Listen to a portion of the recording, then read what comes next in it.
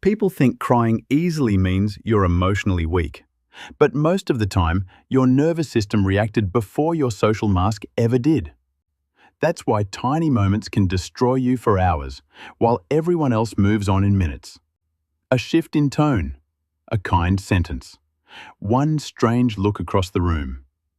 There's a reason your brain keeps emotional residue longer than other people. And once you see the pattern, a lot of your exhaustion starts making sense. You're in a normal conversation. Someone says something unexpectedly sincere. Your throat tightens immediately. So you look down for a second, clear your throat, maybe rub your eye casually like something got in it. Meanwhile, the other person keeps talking normally. That part always gets you. How fast your body reacts compared to everyone else. You're not even fully sad.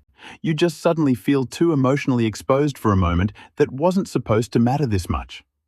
And afterward, you replay the whole interaction alone like your nervous system never actually left it.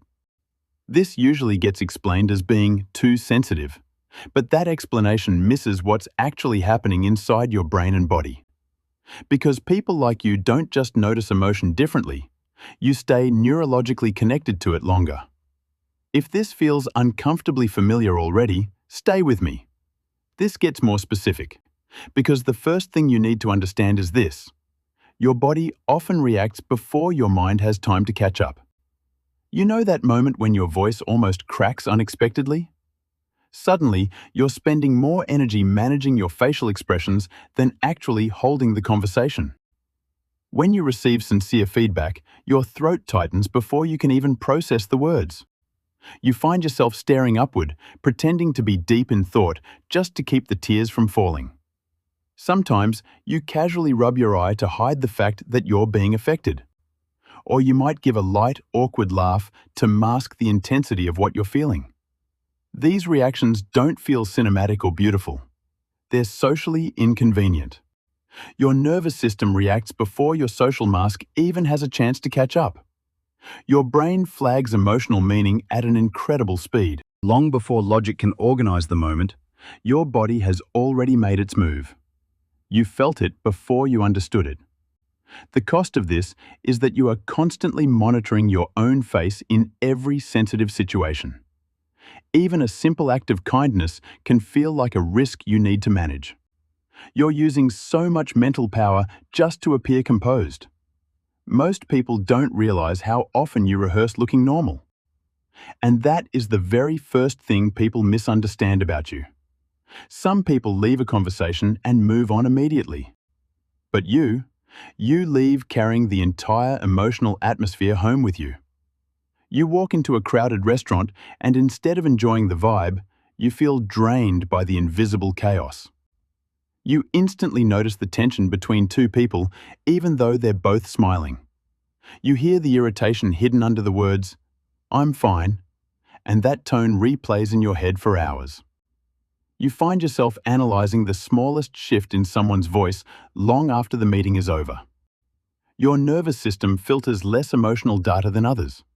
Small signals that should fade into the background stay active in your mind. Instead of disappearing, they stick to you like static electricity. You leave ordinary interactions feeling mentally overloaded. People might think you're overreacting, but that's only because they never absorbed what you absorbed. That look stayed with you all night. You're not reacting to one single moment. You're reacting to 50 details all happening at once. Did nobody else notice how weird that interaction actually was? Most likely no.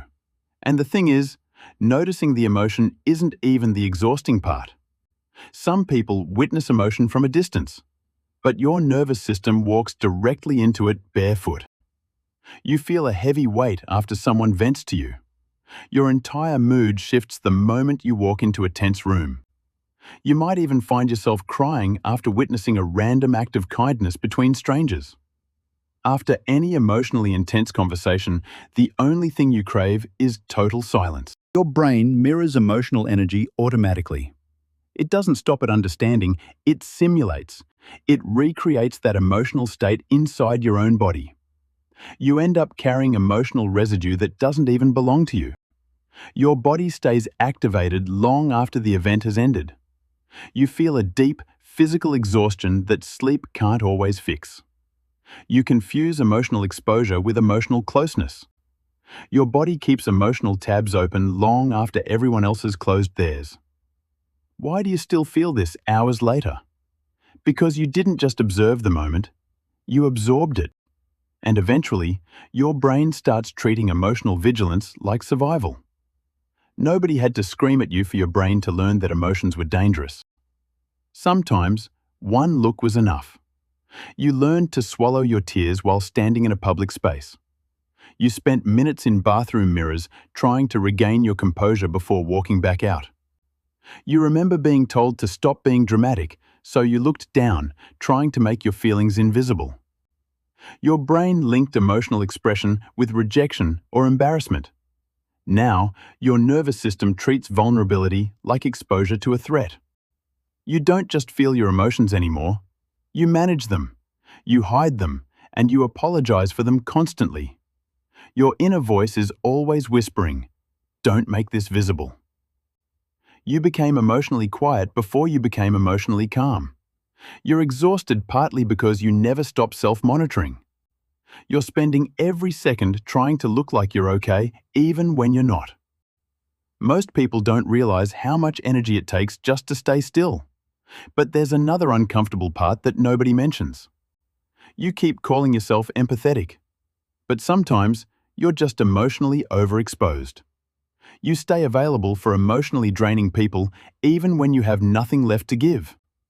You check your messages repeatedly after a tense moment, needing to know where you stand.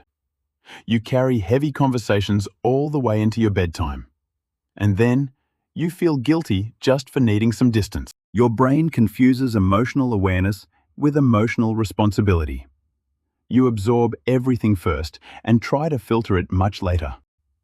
Your nervous system stays permanently overexposed to the world's noise. You become emotionally crowded internally, leaving no room for your own peace. Am I becoming cold if I pull away? Not every emotion deserves residency inside your body. Your openness became a doorway without a lock. You're holding on to feelings that were never yours to carry. Most people don't realize that being aware of an emotion doesn't mean you have to host it. And this is where most people choose the wrong solution. You don't need thicker skin, you need fewer emotional intrusions. You start craving silence after every social interaction. You leave your phone unanswered for a while without the weight of guilt. You begin choosing calmer environments with intention. You find yourself feeling safer around people who are emotionally regulated. You used to think that protecting yourself meant becoming colder. But the truth is, your nervous system performs better when you reduce the overload. When you change your environment, you change the quality of your thoughts. Without boundaries, your sensitivity turns into chronic exhaustion. But with protection, your perception becomes a tool instead of a wound. Quiet is not weakness.